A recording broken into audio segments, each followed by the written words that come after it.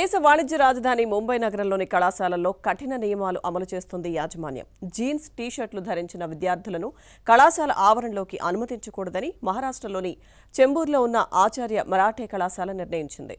దీంతో కొత్త వివాదం చెలరేగింది. ఇటీవల కళాశాల ఆవరణలో విద్యార్థులు హిజాబ్ ధారణను నిషేధించింది. సీన్ కట్ చేస్తే ఇప్పుడు టీ-షర్ట్లు, చిరిగిన జీన్స్ పైన నిషేధం విధించింది. తమ కాలేజీకి వచ్చే విద్యార్థులు సాంస్కృతిక అసమానతల్ని సూచించే దుస్తులతో రావొద్దని ఆదేశించింది. ముంబైలో ఈ సొసైటీ నిర్వహిస్తున్న ఎన్జీ ఆచార్య, డీకే మరాఠే కాలేజీల్లో చిరిగిన జీన్స్ అలాగే టీ-షర్ట్లు, జెర్సీలతో వస్తే అనుమతించబోమని, ఫార్మల్, డీసెంట్ దుస్తులతో పాటు హాఫ్ లేదా ఫుల్ షర్ట్, ప్యాంటు ధరించవచ్చని సూచించింది.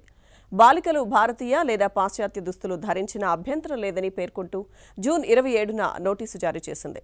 దీనిపై గత నెలలో కళాశాల ఆవరణలో హిజాబ్, బుర్కా, నకాబ్, టోపీలపై నిషేధించడాన్ని పలువురు విద్యార్థులు బాంబే హైకోర్టులో సవాల్ చేశారు.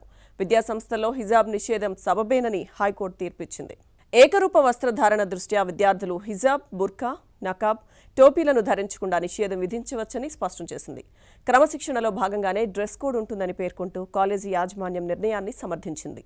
అయితే విద్యార్థులు నకాబ్, హిజాబ్, బుర్కా, క్యాప్ వంటివి ధరించి కాలేజ్ వరకు వచ్చినా కాలేజ్లోని గ్రౌండ్ ఫ్లోర్లోని కామన్ రూమ్లోకి వెళ్లి వాటిని మార్చుకొని తమ పనులు చేసుకోవచ్చని తెలిపారు. అలాగే 75% హాజరు తప్పనిసరి అని పేర్కొన్నారు.